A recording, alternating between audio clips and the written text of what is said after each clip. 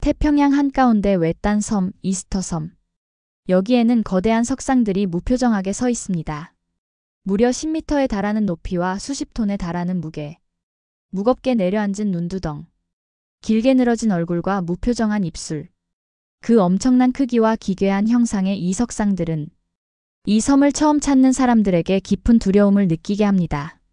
이들은 마치 무언가를 경고하는 것처럼, 때로는 무언가를 간절히 기다리고 있는 것처럼 보이기도 합니다. 도대체 이 거대한 석상은 왜 만들어졌으며 어떻게 이곳에 세워진 것일까요? 이스터섬이 사람들의 관심을 받는 이유는 이 석상 말고도 한 가지가 더 있습니다. 이 섬에서 자행되었던 것으로 추정되는 인류사에서 절대적으로 금기시되는 문화. 바로 카니발리즘, 우리말로 식인 풍습입니다.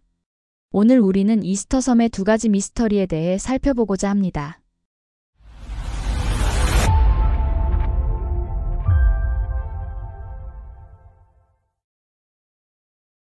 기괴하고 거대한 모아이 석상의 비밀. 그리고 이 섬을 뒤덮은 어둠의 역사, 식인 풍습의 흔적. 과연 이 섬에서는 무슨 일이 일어났던 걸까요? 지금부터 그 미스터리를 파헤쳐 보겠습니다. 태평양 한가운데 외부 세계와 단절된 고립된 섬, 이스터섬. 이 섬을 둘러싼 미스터리는 모아이 석상으로부터 시작됩니다. 수많은 거대한 석상들이 섬 곳곳에 세워져 있지만 그들은 마치 무언가를 보호하려는 듯 바다를 등지고 섬의 중심부를 바라보고 있습니다. 그럼 대체 모아이 석상은 언제 그리고 왜 만들어진 걸까요? 학자들은 모아이 석상이 13세기에서 16세기 사이에 만들어졌을 것으로 추정합니다. 이 석상들은 주로 섬의 중앙부에 있는 라노 라라쿠 화산 채석장에서 깎아내어 제작되었습니다. 그곳에는 여전히 완성되지 않은 수십 개의 모아이들이 남아있죠. 마치 작업이 갑자기 중단된 듯 어떤 것은 바위에서 아직 떨어져 나오지도 않은 채로 방치되어 있습니다. 라파누이족은 이 거대한 석상들을 단순히 장식품으로 만든 것이 아닙니다. 그들에게 모아이는 조상의 영혼을 기리는 신성한 존재였습니다. 모아이는 종종 아후라고 불리는 거대한 돌 받침대 위에 세워졌습니다. 그리고 그 받침대는 주로 무덤의 역할을 했다고 알려져 있습니다. 즉, 모아이는 죽은 조상들의 영혼을 섬에 머무르게 하여 그 힘이 섬을 보호하고 번영을 가져다 줄 것이라는 신념의 상징이었습니다. 그리고 흥미롭게도 모아이 석상들은 대부분 바다를 등지고 섬 안쪽을 향하고 있습니다. 이는 조상들의 영혼이 섬 주민들을 지켜보고 있다는 의미로 해석됩니다. 하지만 모든 석상이 그런 것은 아닙니다. 일부 석상들은 바다를 향하고 서 있는데 이것은 아마도 외부의 위협으로부터 섬을 보호하기 위한 목적으로 세워진 것일 수 있습니다. 그런데 이렇게 신성하고 중요한 의미를 가진 모아이 석상들을 보면 가장 먼저 떠오르는 의문이 있죠. 도대체 이런 거대한 석상을 어떻게 섬의 곳곳으로 옮긴 걸까요? 석상들이 만들어진 라노 라라쿠 화산 채석장에서 바닷가로 이동하려면 적게는 수백 미터, 많게는 몇 킬로미터를 이동해야 했습니다. 높이는 최대 10m, 무게는 82톤까지 나가는 거대한 돌덩어리를 말이죠. 이건 아무리 생각해도 사람의 힘으로는 불가능해 보입니다. 하지만 섬 주민들은 분명히 이 석상들을 옮겼고 섬 곳곳에 세워놨습니다. 과연 섬 주민들은 이 석상들을 어떻게 섬의 곳곳으로 옮겼을까요? 과거에는 석상을 통나무를 깔아 굴려서 이동했다는 이론이 있었습니다. 나무 위에 석상을 올려놓고 굴리듯이 밀어 이동했다는 겁니다. 이 방법은 이론적으로 얼핏 가능해 보이지만 한 가지 문제가 있습니다. 엄청난 양의 통나무가 필요했다는 점이죠. 이스터섬에서 발견된 석상의 숫자를 생각해보면 통나무는 수천 개는 있어야 했겠죠. 그래서 일부 학자들은 이 이동 방법이야말로 이스터섬이 황폐해진 이유라고 주장합니다. 숲을 모두 베어내고 결국 섬은 망가져버렸다고 말이죠. 그런데 여기서 또 다른 의문이 생깁니다. 정말로 라파누이족이 석상을 굴리기 위해 그렇게 많은 통나무를 사용했다면 섬 곳곳에서 통나무를 굴린 흔적이 남아 있어야 하는데 아직까지 그런 흔적은 발견되지 않았습니다. 그래서 또 다른 이론이 제시되었습니다. 바로 석상을 썰매에 올려놓고 밧줄로 끌었다는 방법입니다. 이 방법은 굴리는 것보다는 안정적이지만 여전히 허점이 있습니다. 석상의 무게가 너무 무겁다는 거죠. 14톤에서 많게는 82톤에 달하는 석상을 지형도 고르지 않은 환경에서 밧줄로 끌어 이동한다는 것은 거의 불가능하다고 보입니다. 그렇다면 진짜로 모아이 석상은 어떻게 이동된 걸까요? 사실 이 미스터리의 가장 흥미로운 단서를 제공한 건 2012년에 있었던 칼 리포 교수 연구팀의 실험이었습니다. 이 실험에서 칼 리포 교수팀은 석상을 이동시키는 완전히 다른 방법을 제시했습니다. 그들은 석상을 밧줄로 좌우에서 당기며 마치 흔들어서 걷게 하듯이 이동시키는 방식을 사용했습니다. 리포 교수팀은 석상의 양옆에 밧줄을 묶고 양쪽에서 번갈아가며 당기면 석상이 좌우로 뒤뚱거리면서 앞으로 조금씩 나아갈 수 있다고 주장하였습니다. 마치 사람이 걷듯이 말이죠. 그리고 놀랍게도 이 방법은 실제로 효과가 있었습니다. 연구팀은 4.4톤짜리 석상 모형을 하루 동안 수백 미터나 이동시키는 데 성공했습니다.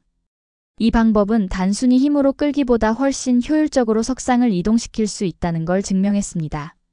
여기서 더 흥미로운 점이 있습니다. 라파누이족의 전설에는 모아이가 걸어서 세워졌다는 이야기가 전해진다고 합니다. 그리고 그 전설이 과학적으로 증명된 순간이기도 했죠. 그렇다면 정말로 이 방법으로 석상을 이동시켰던 걸까요? 하지만 여기서도 여전히 의문이 남습니다. 과연 이 방법으로 수십 톤짜리 석상도 옮길 수 있었을까요? 그리고 만약 그렇다면 왜 많은 석상들이 이동 도중에 쓰러진 채로 방치되었을까요? 혹시 이동 도중에 문제가 생겨 작업이 중단되었거나 또는 섬의 환경이 점점 악화되면서 더 이상 작업을 지속할 수 없었던 건 아닐까요? 게다가 이동 방법에 대한 설명만으로는 모든 의문을 해결할 수는 없습니다. 왜냐하면 일부 석상들은 바닷가를 바라보고 있는 것이 아니라 섬의 중심부를 향해 서 있다는 점도 설명하기 어렵기 때문이죠. 라파누이족은 무언가를 지키려 했던 걸까요? 아니면 외부로부터 자신들을 보호하려 했던 걸까요? 모아이 석상의 존재 이유와 이동 방법에 대해서는 지금도 학자들 사이에 논란이 되고 있으며 모아이 석상은 여전히 이스터 섬의 미스터리로 남아 있습니다. 이스터 섬에는 모아이 석상 말고도 한 가지 미스터리가 더 있습니다. 태평양 한가운데 자리 잡은 이스터 섬은 한때 풍요로운 자연으로 가득 찬 낙원이었습니다. 섬을 뒤덮은 울창한 숲, 풍부한 자원, 그리고 사람들이 함께 어울려 사는 평화로운 생활. 그들은 바다를 건너 이곳에 정착하며 자신들만의 문명을 일궜죠. 라파누이족은 모아이 석상을 만들며 자신들만의 신앙과 문화를 꽃피웠습니다. 거대한 석상은 죽은 조상들의 영혼을 섬에 머무르게 하고 그 힘으로 섬을 보호하고 번영하게 한다는 믿음이 담겨 있었습니다. 하지만 그 찬란한 문명은 너무도 급격히 무너져 내렸습니다. 그리고 그 이유는 너무나도 아이러니하게도 그들이 모아이 석상을 만들기 위해 사용했던 자연을 파괴하는 행위에서 비롯된 것일 수 있습니다. 모아이 석상을 이동시키기 위해 섬 주민들은 수많은 나무를 베어냈습니다. 그 결과 숲은 점점 사라져갔고 토양은 보호되지 못한 채로 침식되기 시작했습니다. 농작물은 제대로 자라지 않았고 식량은 점점 줄어들었습니다. 게다가 나무가 사라지면서 더 큰 문제가 발생했습니다. 나무가 없으니 배를 만들 수가 없게 된 거죠. 어업을 할 수 없게 되면서 바다에서 얻을 수 있었던 식량도 점점 사라져갔습니다. 완전히 고립된 상태에서 점점 더 궁지에 몰린 겁니다. 자연이 파괴되고 자원이 고갈되면서 사람들 사이의 갈등과 전쟁이 시작되었습니다. 모아이 석상은 조상들의 영혼이 섬을 지켜준다는 신념의 상징이었지만 이제 그 신념은 사람들 사이의 갈등을 해결해주지 못했습니다.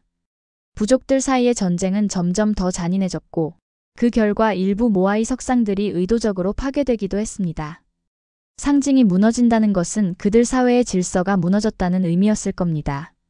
그렇다면 도대체 왜 그들은 끝없이 모아이 석상을 만들고 옮기려 했을까요? 이미 섬의 자연이 파괴되고 있다는 걸 알고도 왜 멈추지 않았을까요? 일부 학자들은 이렇게 설명합니다. 모아이는 그들에게 단순히 조각상이 아니었습니다. 그것은 신성한 의식의 중심이자 부족 간의 권력과 명예를 상징하는 존재였죠. 다른 부족보다 더 크고 멋진 석상을 만들수록 더 큰 힘과 명성을 얻을 수 있다고 믿었던 겁니다. 하지만 그들의 신념은 결국 자연의 파괴로 이어졌고 그 결과 섬 전체가 황폐해지게 되었습니다. 식량 부족과 전쟁, 그리고 절망 속에서 그들은 점점 더 피폐해져 갔죠. 그리고 여기서부터 정말 끔찍한 이야기가 시작됩니다. 바로 식인 풍습입니다. 자원이 완전히 고갈된 상태에서 생존을 위해 어쩔 수 없이 극단적인 선택을 했다는 겁니다. 일부 학자들은 이스터 섬에서 발견된 유골들을 분석하면서 의도적으로 칼이나 도구로 잘린 흔적을 발견했다고 주장합니다. 특히 뼈가 부러지거나 깨진 자국은 골수를 먹기 위해 인위적으로 손상시킨 흔적으로 해석된다고 합니다. 그리고 이스터 섬의 식인 풍습을 뒷받침하는 또 하나의 증거가 있습니다. 라파누이족 사이에서 사용되는 욕설 중 내 어미의 살점이 내 이빨 사이에 끼어 있다라는 표현이 있습니다. 단순한 욕설이라고 보기에는 너무도 구체적이고 섬뜩한 표현이죠. 이 말이 정말로 식인 풍습이 존재했다는 증거일까요? 게다가 18세기 이후 이스터 섬을 방문했던 유럽 탐험가들의 기록도 이 주장을 뒷받침합니다. 탐험가들은 섬 주민들이 서로를 잡아먹는다는 이야기를 듣기도 했고, 일부는 직접 그런 장면을 목격했다고 기록하기도 했습니다. 식인 풍습의 존재 여부는 여전히 논란의 대상이지만 분명한 건 이스터 섬에서 무언가 극단적이고 끔찍한 일이 일어났다는 겁니다. 이 모든 이야기들은 결국 하나의 질문으로 귀결됩니다. 이스터 섬의 문명은 왜 그렇게 갑자기 몰락하게 되었던 것일까요? 많은 학자들이 공통적으로 말하는 이유는 하나입니다. 바로 자연 파괴와 자원 고갈입니다. 그들은 자신들이 가진 자원을 무분별하게 사용했고, 그 결과 숲은 사라지고 토양은 황폐해지고 식량은 점점 줄어들었습니다. 문제는 사람들이 이런 상황을 알면서도 멈추지 않았다는 거죠.